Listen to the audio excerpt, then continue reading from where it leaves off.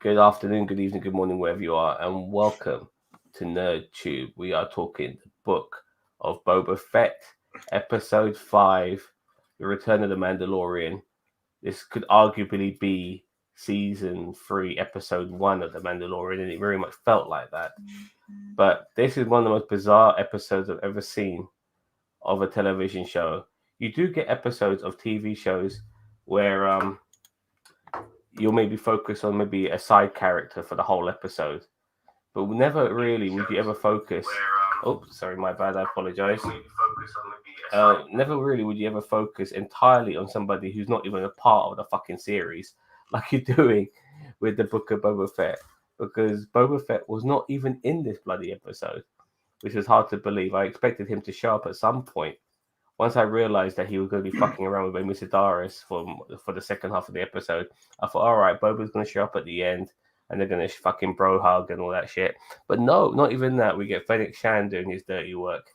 But nevertheless, for some people, this is arguably the best episode of the season so far, which is not a really good marker for Boba Fett himself.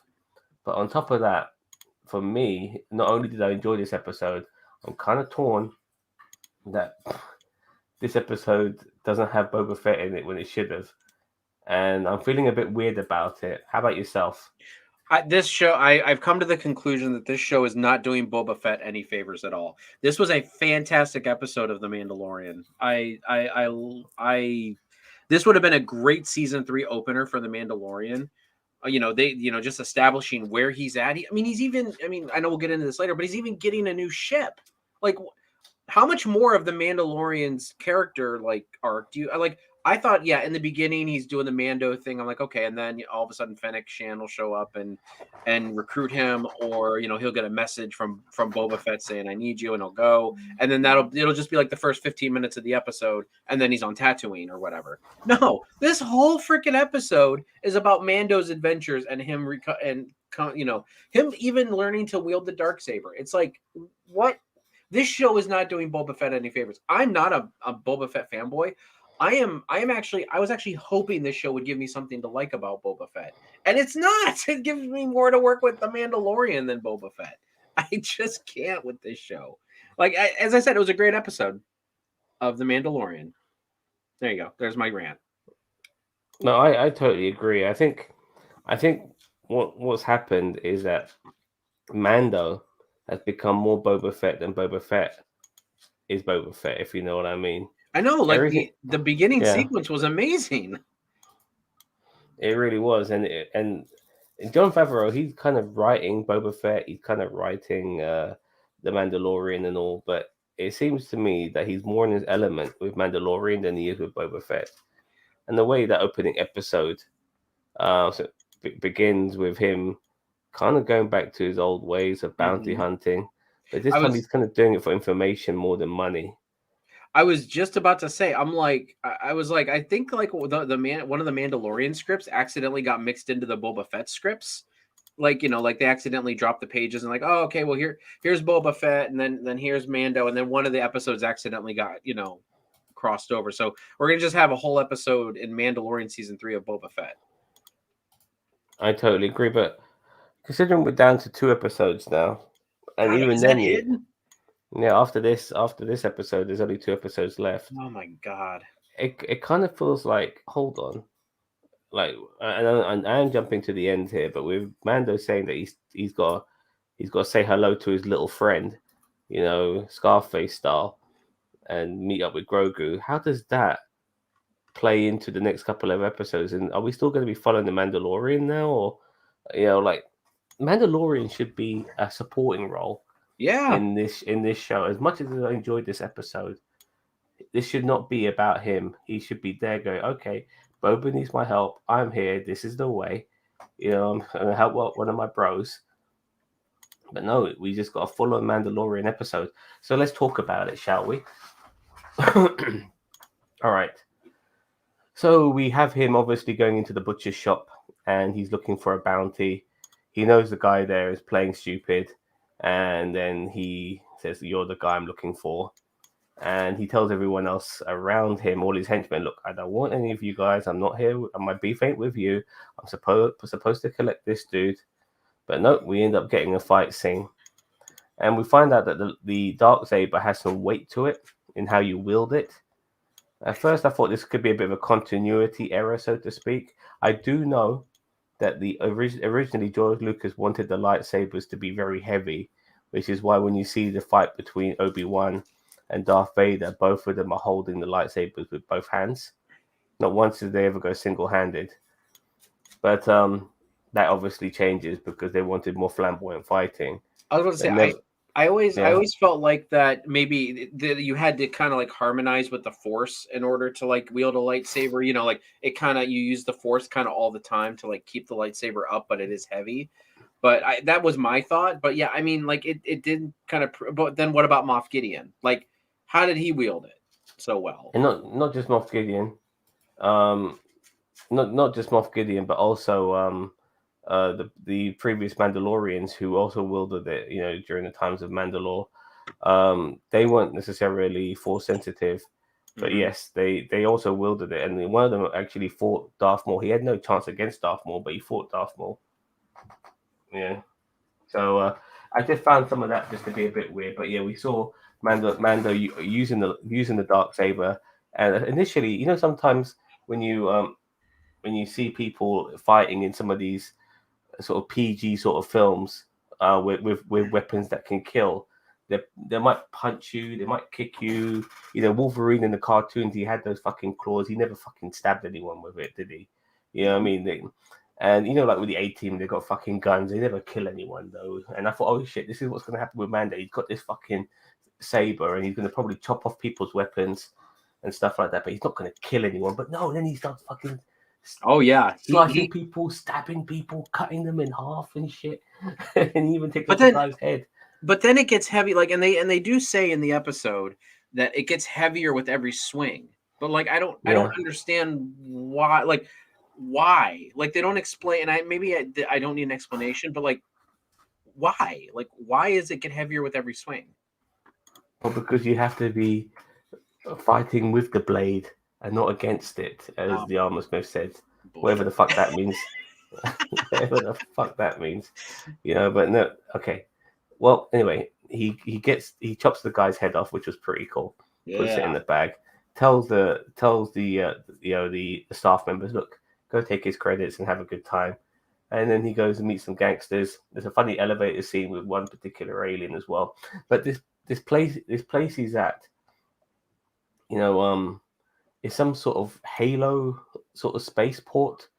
Did you notice that was pretty cool? Yeah, it was like it's like a reverse trench, like a reverse Death Star trench. Like it's the piece of the Death Star trench they just took out, you know, when they were forming it. So that opening scene was great, but the logic of a heavy blade makes no sense. Yeah, I agree. Yeah, the ring also reminded me of Halo. I think there's that. What's that film? I think it's got Jodie Foster and Matt Damon, and that was set in outer space as well. And Charlotte Copley as well. Hello there, Ginger. How you doing? Can you hear us? Hello. Oh yes. Boy, the Ginger's here. Yeah, the film you're talking about is Elysium. Yes. It reminded me of Elysium. I got from it as well. Very much Elysium. Yeah, I couldn't think of it at the time when I was doing my own review, but yeah, I felt that, and I've noticed that now with Star Wars, they're using so many elements of other sci-fi and other things, and they're implementing it into theirs, and I don't mind that because it's all good. Lots of people have implemented Star Wars into their fucking theology. It's a nice little nod to other shows and games as well, like Halo and whatnot. But that ring definitely just reminded me of Elysium more than anything. Well, he finds out that his Mandalorian set is now just him and that Vizsla guy and the armor smith. That's it, just three of them. You know what I mean? I'm not really sure what's happened to the rest of them. I know some of them are dead and some of them have dispersed, but not really more than that. And he gets his wounds healed up and stuff like that, and then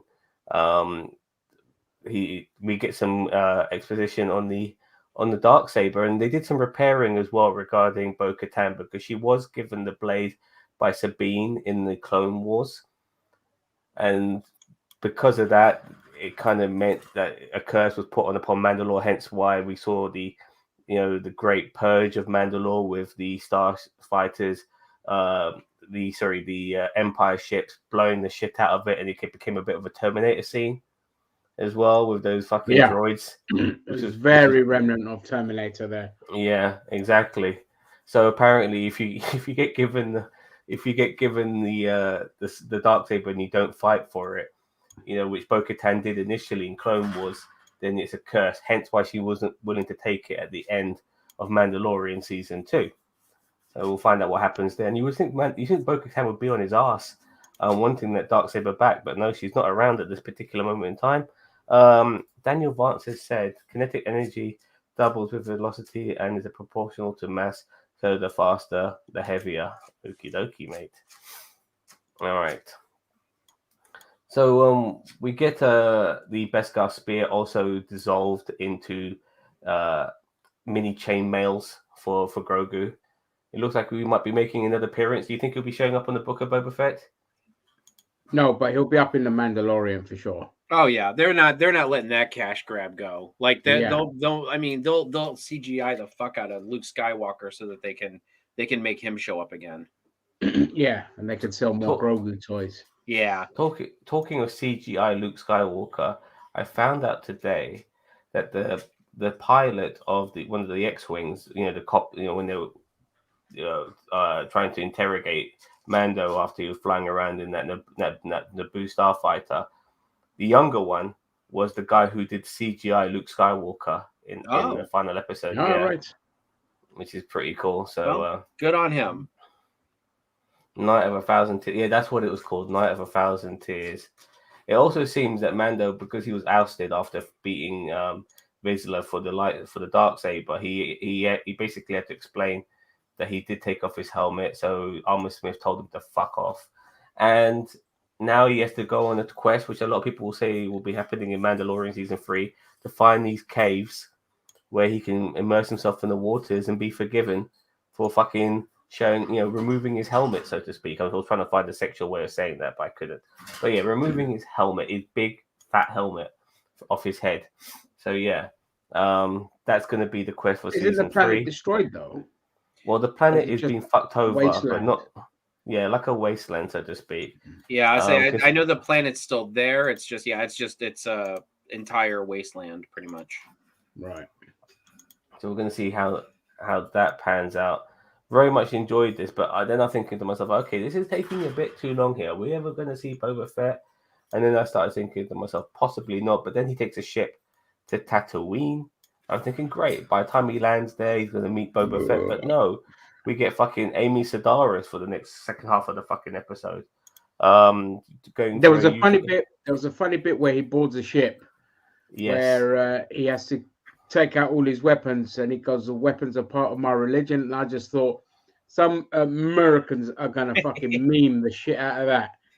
So that's very much America. That's why they put the that Mandalore with guns, being like, "My weapons are my religion, man." Yeah, I got aboard this plane with my fucking guns. If it's good enough for Mando, it's good enough for me. Try and take my guns. Yeah, exactly. If it's good enough for Mando, it's good enough for me. I do like that, and a lot of the times when you see these sort of scenes where they have to give up their shit, and then when they're supposed to come back later on, some of it's missing. That wasn't the case. I'm glad they didn't go down that route. Yeah, I was afraid. I'm like, oh god, now we're gonna go on a quest for the Darksaber because somebody stole it. Yeah. I'm glad they didn't go down that route. Yeah, exactly. But he's on the ship going to Tatooine, and he has this little pouch in his hand, and it looks like Grogu's head. Oh, wasn't that sweet? Daddy dearest. Yeah, we're turning him into a fucking doting father now. Yeah, look back here. Oh, not her. Look at all that back there. That's what Grogu's for, right there. You see all that shit? I can't see it. Yeah, your head's in the way. All that merch. Oh, just about. Yeah, okay, yeah. All those pop dolls. Yeah. Guess who bought all that shit? They're gonna sell you a napkin that looks like Grogu. I'm telling you now. There's gonna be Pop Vinyl will make a napkin out that looks like Grogu. Yeah, Pop's also gonna make the little Grogu holding the little Grogu head looking thing that he had. He's gonna be like, yeah, big time. You know, the Easter eggs in this episode were like thick. Yeah, that's fast. Right. Vance said that. I was going to get to that when we got to the thing. The BD droid at the repair yard is Cal Kestis from Fallen Order.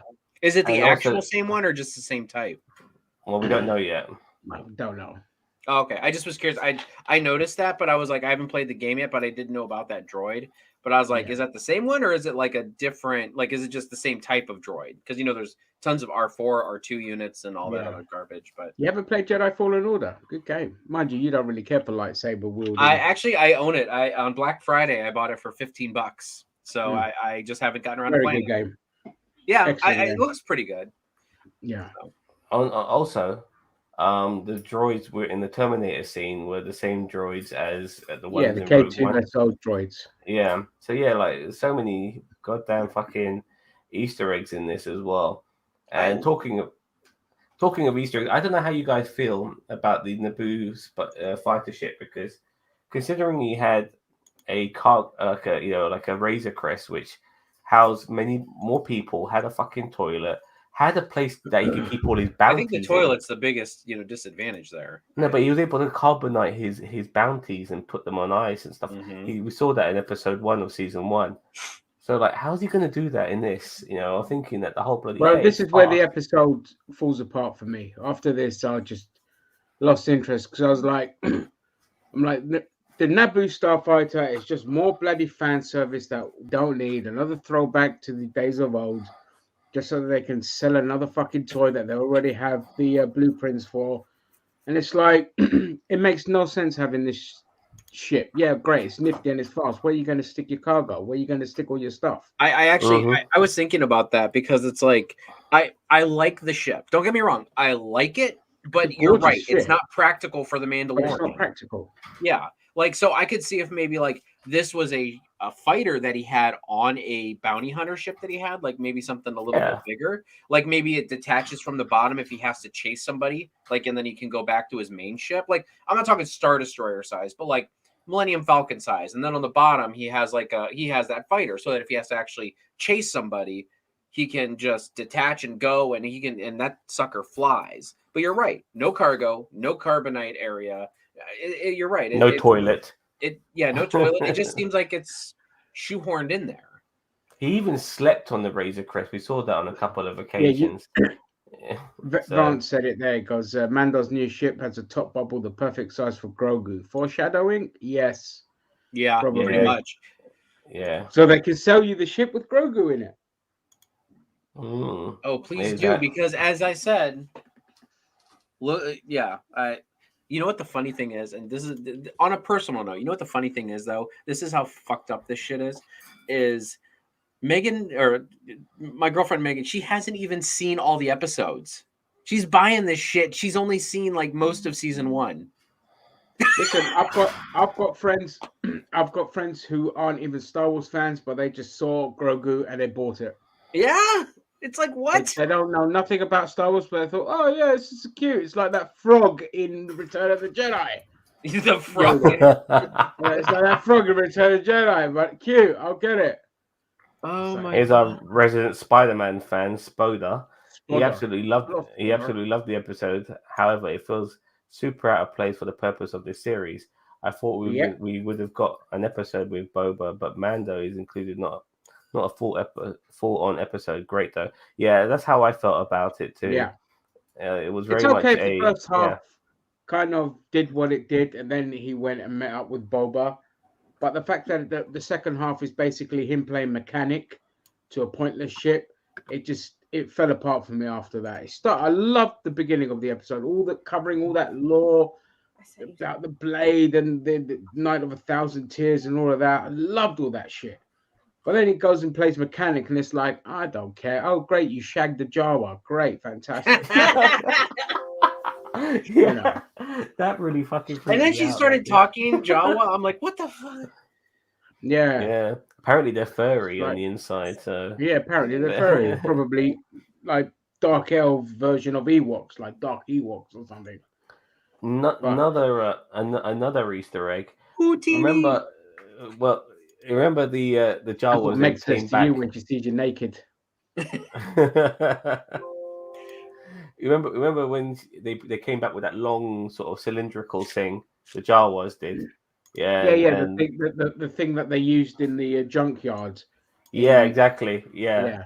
In episode 4. Yeah. Yeah. I could believe the amount of Easter eggs in this episode. It's unbelievable. It's getting ridiculous though. It's starting to take away from everything. Cause it's just like, here's a bog standard basic shit you can put on TV and fill it up with a bunch of shit that doesn't progress the story. It's like, that's why I'm like, the first half was great.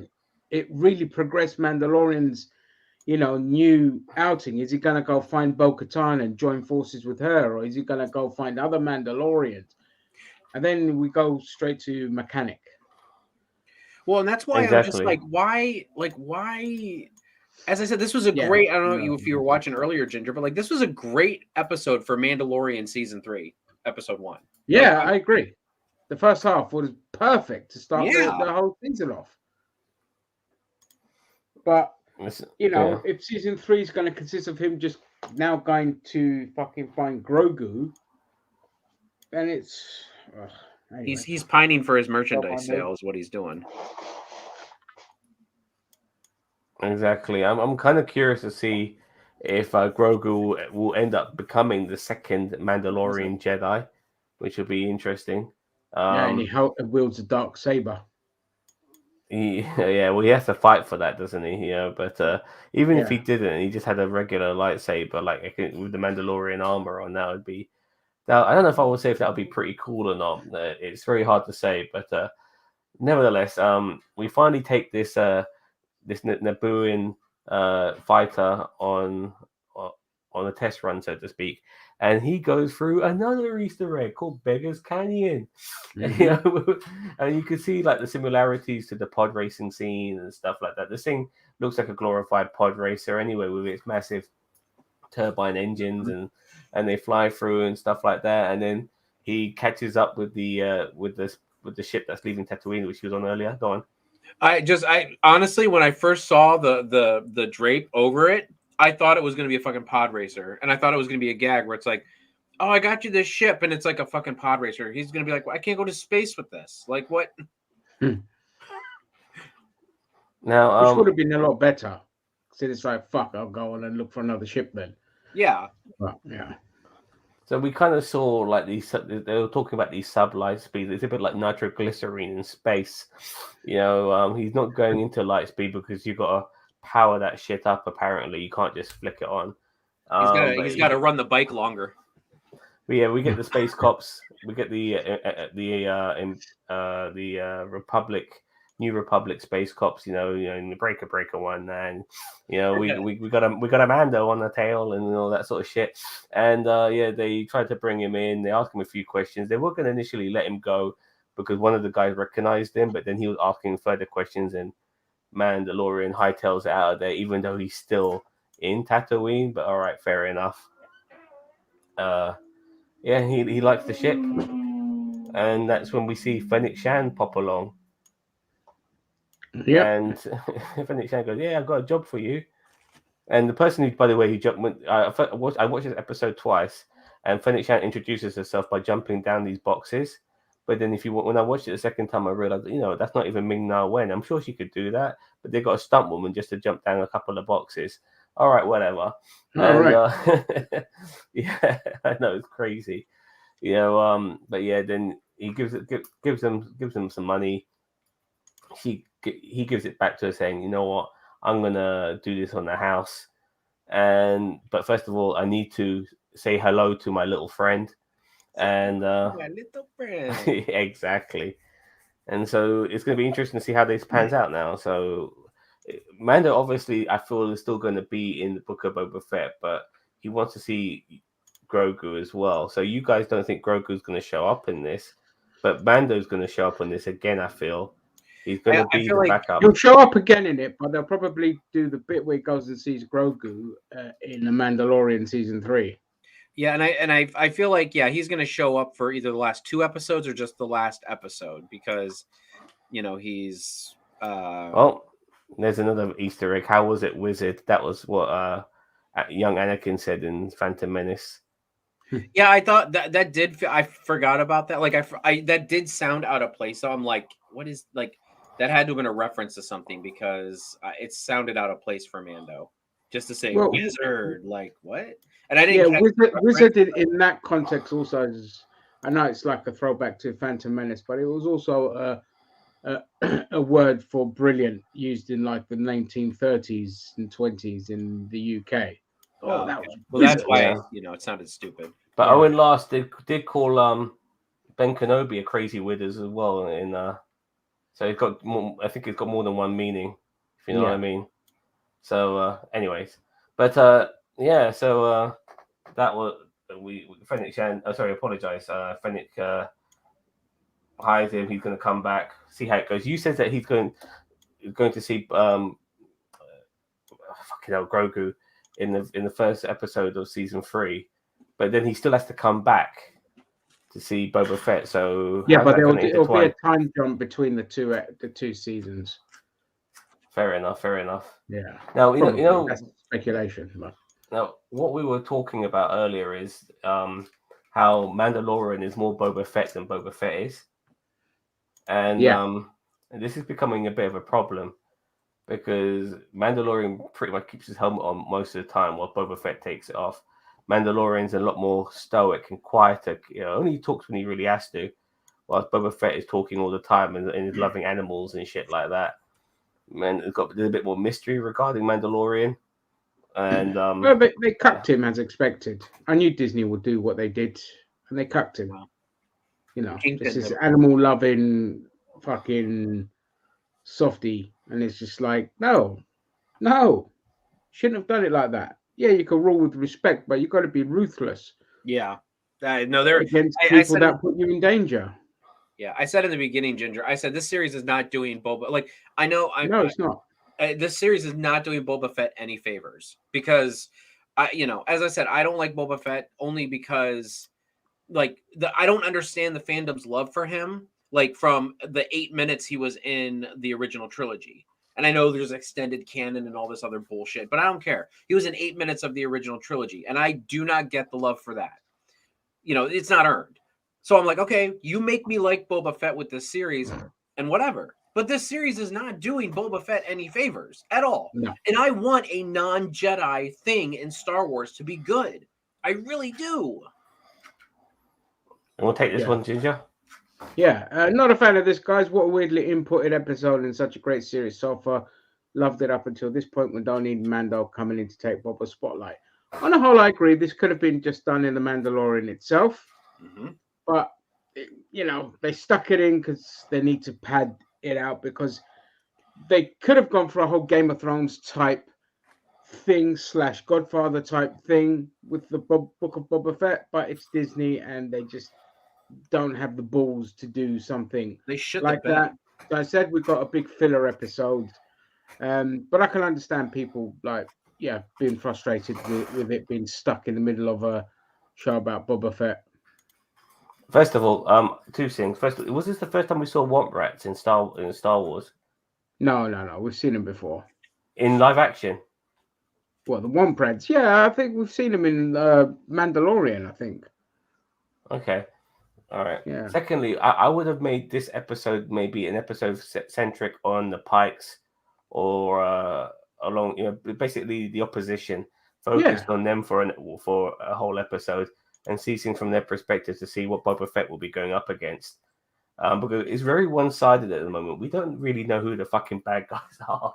This is the issue. You see, this is what they should have done, and I totally agree.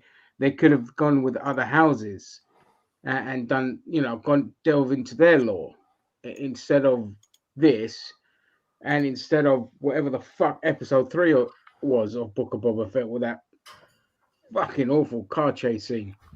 Yeah.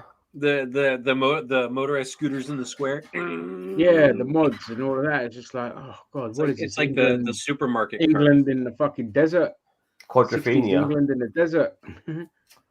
It's the Book of Boba Fett. Books about people have chapters about others. The two series seem to be setting up the new leader of Mandalore. I agree, but the book could have been about the other houses. Because Mandalorian already has a show, we really just didn't need this. No, as I said, I like this episode as an episode of Mandalorian, but like I agree. It's why, like, why are we doing this in the middle of Book of Boba Fett? Like, yeah, it was great. I loved it more than I've liked a lot of the Boba Fett stuff, but why? I agree with this, A-Tray, as well. Half an episode of building a damn ship, yeah, and people favor this shit over flashbacks. Yeah. This is what I hated the second half of this episode. I hated it. You spent it costs like $8 million or something stupid like that per episode, and you spend it building a fucking ship for the character that's not meant to be the main focus of the show. I just find it weird that he paid for the ship and then he fixed it. Like, what the fuck? Yeah, he paid for it and he fixed it. And he paid the Jawas even more to get other parts. It's like, oh yeah, I still can't get over the dating the Jawa thing. There's some interspecies relationship things I find almost like bestiality. I work on the basis that most people in the Star Wars galaxy are just pansexual. They fuck anything. There's not that sticking to your own species kind of thing. That's where I work on that. So that but I don't need to know about her banging Jawas. I just don't. I don't care enough about her to care that she bangs furry little fuckers. Was apparently Lando banging droids. The furries are going to have a field day with this. You go to Rule 34 now. Now there's going to be Jawas fucking jizzing all over. What's her name? Yeah, fair enough. So this episode, as much as I enjoyed it, it wasn't what we needed. Not entirely what we needed. It should have been maybe half an episode of Mando and then the introduction of Boba and Mando together. That's what we really wanted. Yeah. So 2 episodes left. Where do we go from here, Ginger? Well, let's see. The next episode will probably be a skirmish where Boba loses, and then the penultimate and the last episode will probably be him winning a battle. Yeah, I don't know what else to say because the flashbacks are gone now. So let's see. Unless the next episode is him carrying on building an army, getting in other Mandalorians. So maybe a Jedi pops up. Do you feel we're going to be getting even though we got an abundance of Easter eggs, big and small, in this episode? Do you feel that we're going to be getting any more special appearances in the upcoming episodes of Boba Fett? I've heard rumors of all types of people, to tell you the truth. Well, but they're going to throw shit at the wall and whatever sticks, But yeah. Then they'll be like, I told you that either Luke Skywalker, Han Solo, Chewbacca, Darth Vader, Darth Maul, Emperor Palpatine, Kylo Ren, baby, they're just going to go through the whole list of characters and be like, I told you could have been them. And they went through like the whole list of characters. Yeah. A-Tray, seriously, the people who are blazing flashbacks and are calling them boring are the same people who think shipbuilding bullshit is completely fine. Can I go ahead? Yeah, go. Yeah. Okay, so I did do a little bit of harping on the flashbacks. I felt that the flashbacks were fine, but they were drawn out too much.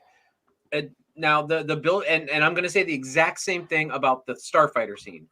I felt like it was drawn. Like, I didn't mind him getting this starfighter thing. Like, I thought it was fun. I like the ship. I like the way it looks. But at the same time, they drew it out way too long. You're right. Half an episode of him building a ship. Like, why?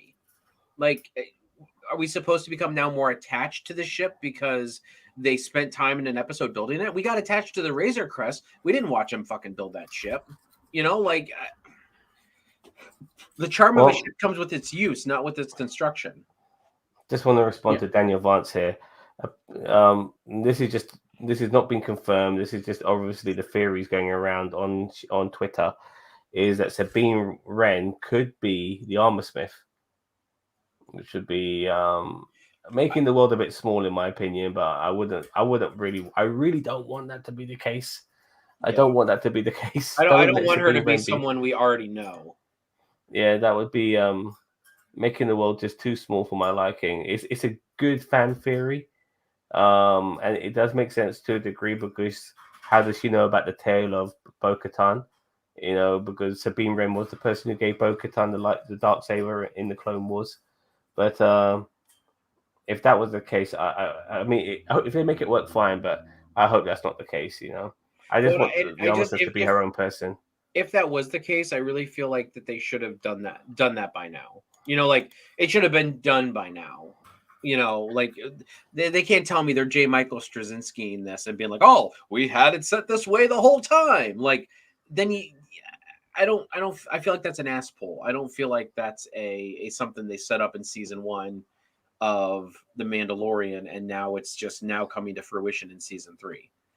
You know what I mean? I feel like they're never mind, but still, like that's an ass pull in my opinion. I was really hoping that that Grogu would be not involved in the Mandalorian anymore. Me too.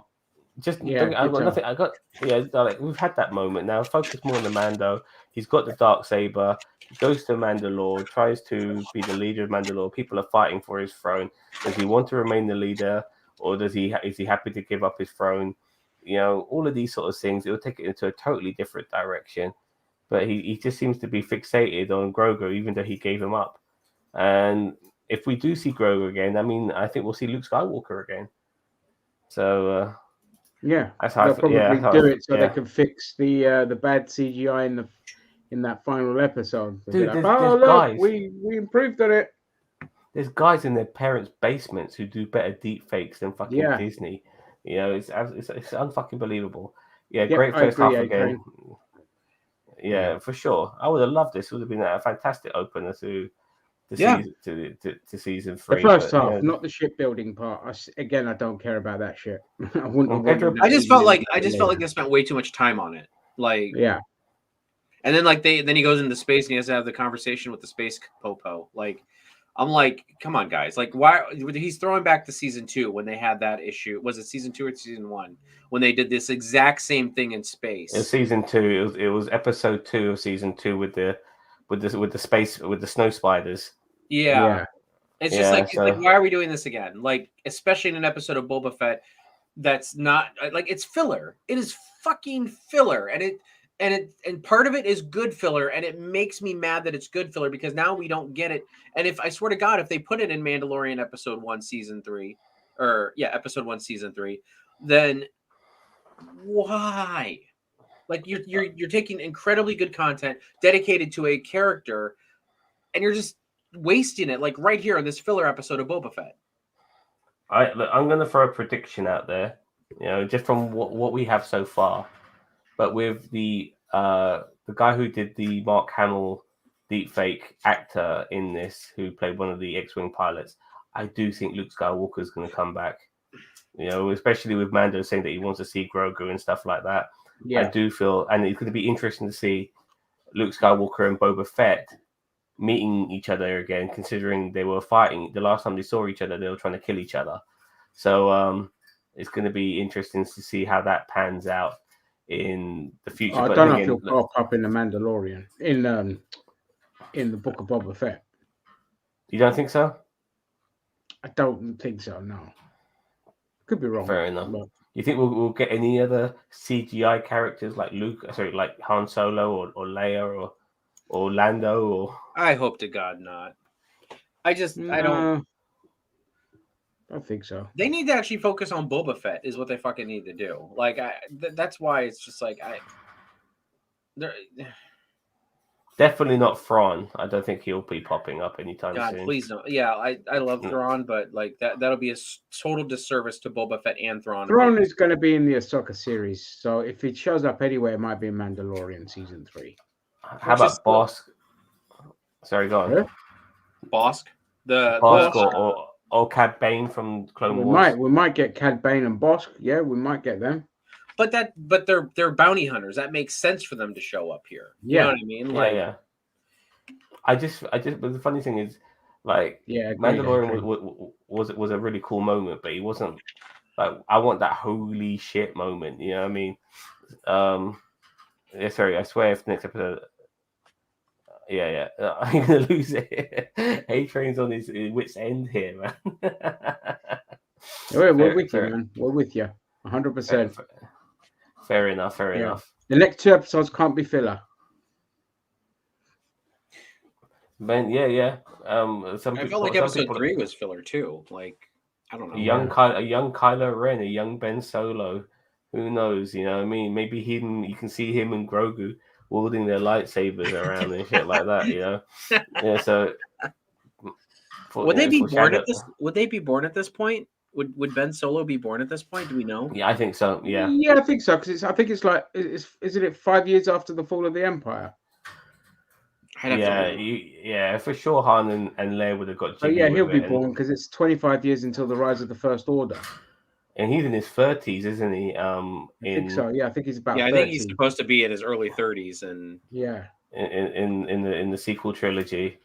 So yeah, I think he'd be around. Han and Leia didn't waste any time getting it on. You know what I mean? Yeah, exactly. He only had one kid though, for fuck's sake. You know, but anyways, they didn't waste nothing, which is annoying because they had the twins or brother and sister in the expanded universe. They had 3 kids. 3 kids. Sorry, you're right. 3 kids. Fuck. One, yeah. Well, me and there was actually a set. I don't know if you saw this, Ginger, but me and Zam did a fan film reaction to a set of fan films that actually focused on the actual extended canon kids. I think, well, at least 2 of them. It was Legends and canon now meeting each other. Well, so no, but there was a whole fan film that focused on the Legends. Also. Yeah, which was based off the books with Jason and Jacinta Solo. Mm-hmm. You know, who were the twins. Actually really good. And then the twins, and then the other one was like parallel universes kind of crossing a little bit. It was like the sequel trilogy, but then there were moments the Legends. With Legends, and it was interesting. I thought it was interesting. It was kind of like a dimensional turmoil moment where it's like things were crossing, and people were like, "Who are you?" And then it's worth the watch. It's on the channel. I'm never a big fan. I'm never a big fan when, as much as I love Star Wars, when they start doing parallel universes and time travel, that upsets me. It's like, no, don't go there. You don't. That's Star Trek's jam. Yeah, you shouldn't be so desperate. Yeah, I mean, they did that in Rebels, the old time travel thing. Oh, did they? I haven't watched Rebels, so I. Yeah, they did time travel in Rebels. I think it was Rebels. Definitely wasn't Clone Wars. I think it was Rebels. Oh, okay. Yeah. Yeah. So exactly. So okay. So look, tomorrow, by the way, we're going to be doing, or I will be doing, 2 reviews. One on Peacemaker and the other one on Star Trek Discovery, Star Trek Prodigy. My bad. But before we wrap these things up, myself and Jason here, we do like the Peacemaker series, but there's somebody here who doesn't like it too much. It's so. Do you know what it is for me? It's exhausting because every scene and every single person has to crack a joke, and when everyone is funny, nobody's funny. And when you know that what's coming, it's just, for me, it mentally exhausts me because it's I don't think like, everybody's funny. You gotta keep bombarding with. It's not just that it's comedy; it's bad Gen X humor that's so outdated, and it's just like, okay, great, you're gargling balls and talking about fucking fish. It's like we did this 20 years ago. Why is James Gunn still doing it now? It's terrible. It's definitely my worst of 2022 already. Have you noticed that you're the minority on this? I don't care. Yeah, I don't, because people love repetition, and this thing is just the same old shit as all the other stuff. So he didn't like the Suicide Squad. I'm happy to be in the minority of such a god awful show. Hey, Boba Fett right here. Everybody loves this fucking stack, and I'm like, I don't get it. Yeah, exactly. People love Boba Fett, and I was like, it's a cool toy, but other than that, I don't give a shit about the character. Yeah. How do you find, just overall with the series so far, or Boba Fett, how you guys are finding it? It's all right. I mean, it's very rare that I enjoy the flashbacks more than the main show itself. But I love, when you delve into lore, I'm always happy. So here we got the lore of the fucking Zam people and the Tuscans, and it was great. you know, it's great. The main stuff to do with Boba Fett, I'm feeling like he's getting a bit too fucking bossed about by Fennec Shang and all this kind of stuff. So, but it's okay for what it is. I want to argue the point, not argue, but debate the point that I feel like the Tusken Raider shit should have been an Obi-Wan. Like I felt like I feel like that should have been a part of Obi-Wan's story on Tatooine rather than No, I don't want that. I'll tell you why I don't want that. I want Obi-Wan to focus on Obi-Wan and the Jedis and the Darth Vader hunting the Jedis and all this kind of stuff. And Luke, I don't need to delve into too much lore in that one. That one is only 6 episodes long, and it just needs to go balls to the wall. No filler episode. Just Obi-Wan doing something, trying to save the Jedis or whatever. We know he goes to different planets. He's not just stuck on Tatooine. So yeah, and we know that they're going to fight again. And it's like at this point, I've lost so much respect for the franchise that I don't care that they're going to fight again. It's just like, you know what? I want to see it, but I only want to see it because of the person directing it. Deborah Cho, whose 2 episodes on The Mandalorian were phenomenal, the big standouts, and I want to see her how she handles lightsaber duels and all this kind of stuff. Because I think it's going to I think that series is going to blow us away. I'm a bit torn actually on how I want the Obi-Wan series to be, because it does go against some of the lore already created in episode 4.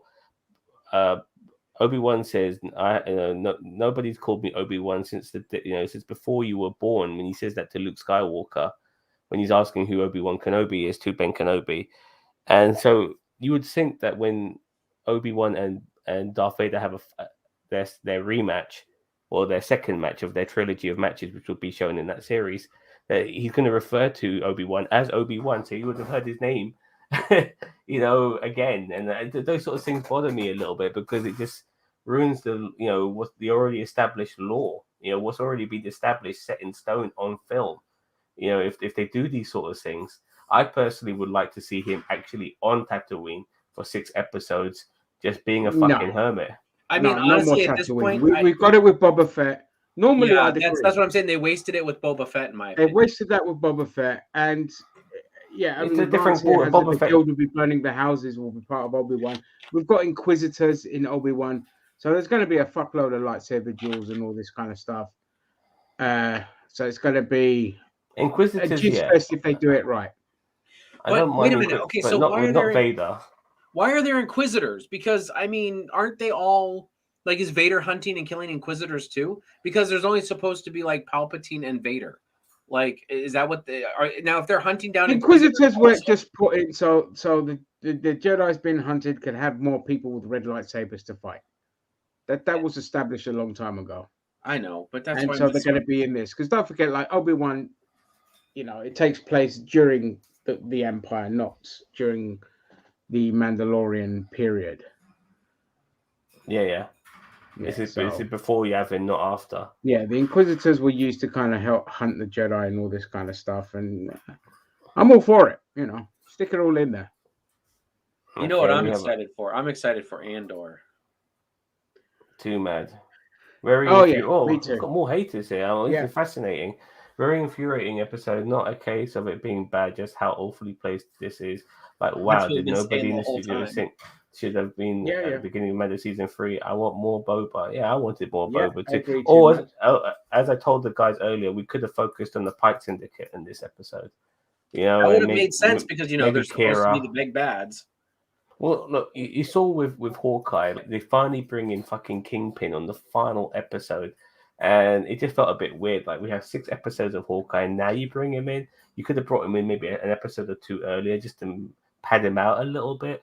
If rumors are that they're going to bring back Kira, and people, when I say rumors, I mean people's fan theories that they're going to bring back Kira, then what? I mean, what's she going to do in one fucking episode? It's just not enough, Like, oh man, it's just, I can see people's frustrations with this episode. I totally understand where they're coming from. So yeah. Okay, so look, we've gone on about this very frustrating but nevertheless enthralling show of the Book of Boba Fett. 2 more episodes to go.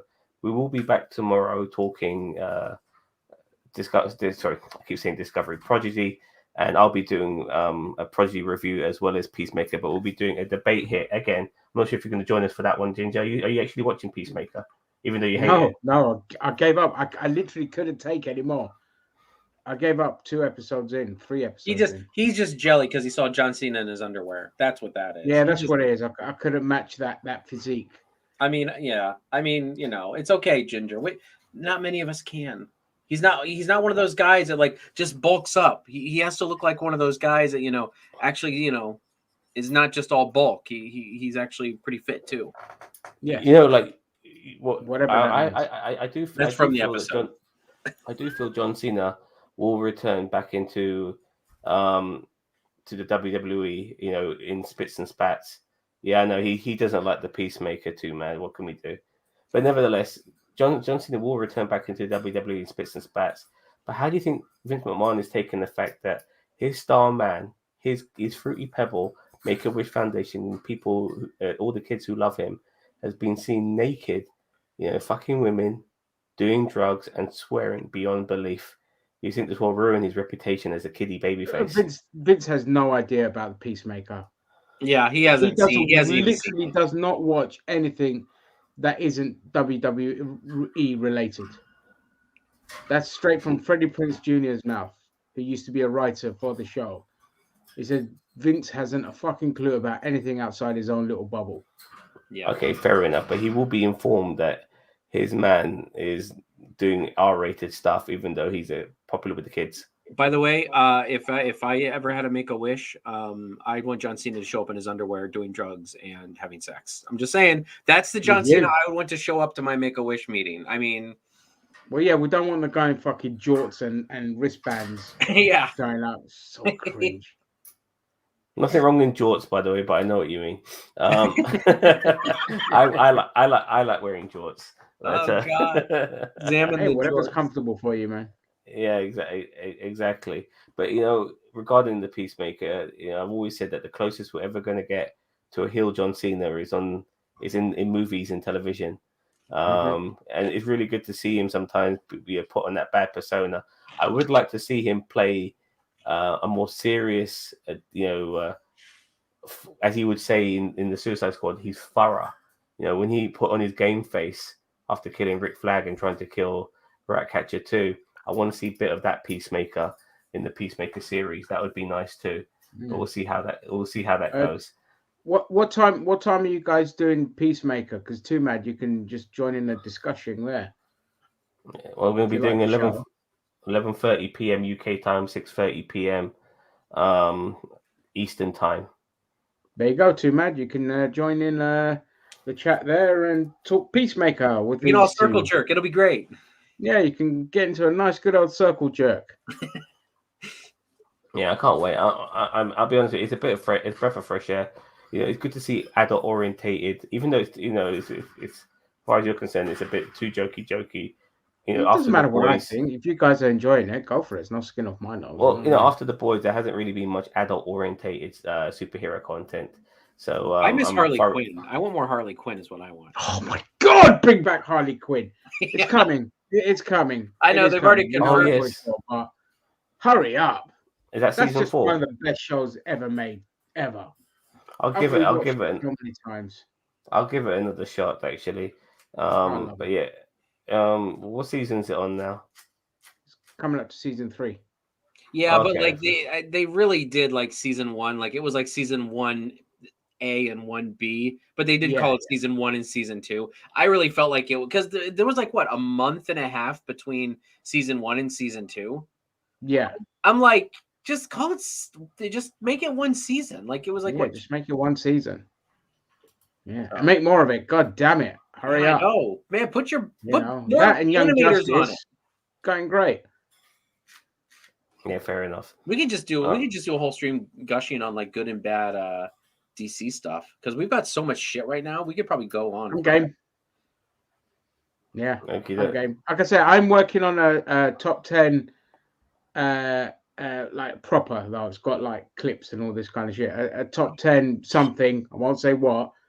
But we could always do a top 10 best and top 10 top worst. 10 DC Peacemaker stuff. moments. That's what's coming. It's all bottom 10. But yeah, so we could do whatever, man. The world's our oyster. Okie dokie.